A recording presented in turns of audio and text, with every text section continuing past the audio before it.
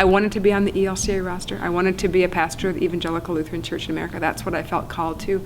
But because of that policy that would prohibit people living in same-gender partnerships to be on the roster, I jumped over to the Extraordinary Lutheran Ministry roster, and then waited for ordination, waited for all that for a number of years. So it was kind of this long, long waiting time. I was never on the ELCA roster. I went through as a seminarian on the ELCA roster, but I was never actually put on the ELCA roster. And I won't be until the reception rite for me, that's scheduled for the 26th of September. I was just a nice Lutheran kid from southern Minnesota, small town, trying to be a good Lutheran girl. Of course I'm gonna marry a man. That's just what you do. I didn't know gay folks. I didn't live in the city. I didn't know gay folks. It was 1990, 89. Things have changed so much in the last 20 years. So I didn't realize I was gay. Retrospectively, I can see a lot of things. You can see so much more when you look back on your life. But at that point, I was just trying to do what I was supposed to do. And it really wasn't until 1998 when I met my now partner Jane that I fell in love and realized, oh, this is how it's supposed to be. This makes so much more sense. It all became much more clear. And then going forward, I could figure out, how do I do this? And so I was at the end of seminary. I was at the end of that whole process. I was nearing the end of my candidacy. And I could have been ordained within a year or two. And all my colleagues and companions in the seminary process were ordained kind of right on time there. And mine just got delayed by 8-10 years. Falling in love with Jane, we tried not to love each other. We tried really hard. And it became this question of, okay, if this is a gift from God, and it clearly felt like a gift from God, and a gift of grace, who are we to say to God? It's almost like smacking God. Like, okay, you gave me this great gift, this person, this relationship, and I'm going to say no to it. And it just didn't seem like that was the right way to go. We both were divinity school students. She's a United Church of Christ pastor's kid. Now she's a United Church of Christ pastor here in Minneapolis. We struggled with that one a lot, but it was so clearly a gift, and you just accept the gifts you're given, and you learn how to live with them. So I do, and it's wonderful, but it's hard. This last year has been a really powerful and important year.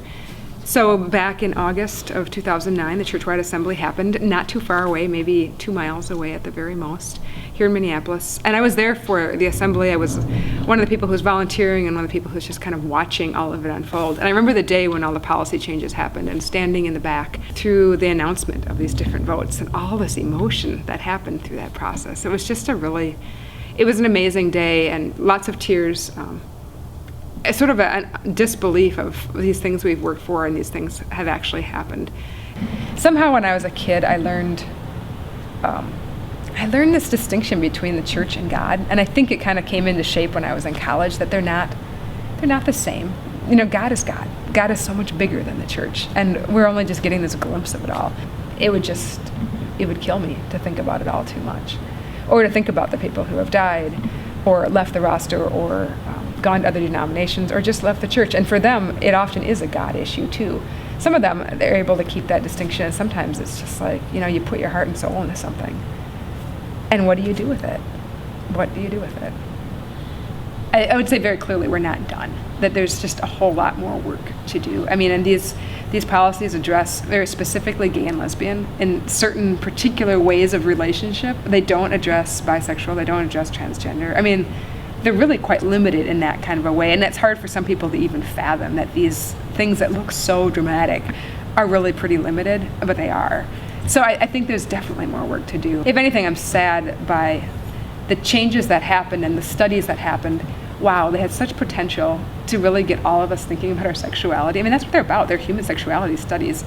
Isn't that the coolest thing ever, that we'd actually talk about that in a faith community? But people have zeroed in so much on these particular lines, on these particular paragraphs, that I'm still not convinced that we all, gay and straight, everybody, I don't think we've had a really thorough conversation yet of what does this gift of sexuality mean? How do we use it well? How do we teach it to our kids? Instead, we just got really nervous. What do we do? How do we do it? How do we define these different things about those people, meaning people like me?